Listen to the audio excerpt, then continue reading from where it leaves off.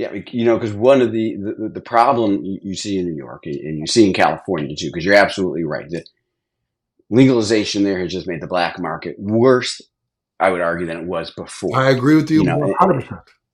and they get put in a trick box because if you're going to legalize it, license it, have it for testing, have it for safety, kind of like I can go in a liquor store and buy alcohol, and I feel reasonably confident I'm not going to go blind and the alcohol is good. But the problem is you legalize it or decriminalize it, but then you have to still enforce on what's being sold illegally. Just like if I put up an illegal liquor store selling my moonshine, they go after me. I can't do that.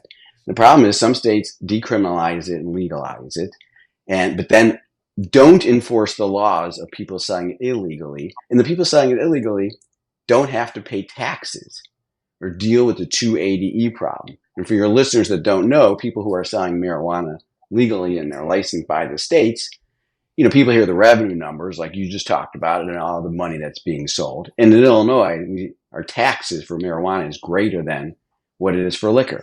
And they see the numbers and they think all these cannabis operators are making huge sums of money. But they're not allowed to, under 280E to deduct any expenses. They still got to file taxes. They can't deduct expenses for anything towards their marijuana like operation like a normal business because it's illegal federally. So you're paying wages, you're paying rent. You can't deduct that stuff. Pretty much, except for cost of goods sold, your revenue equals your profit, and you got to pay taxes on it, which has a collective rate of about 60 something percent.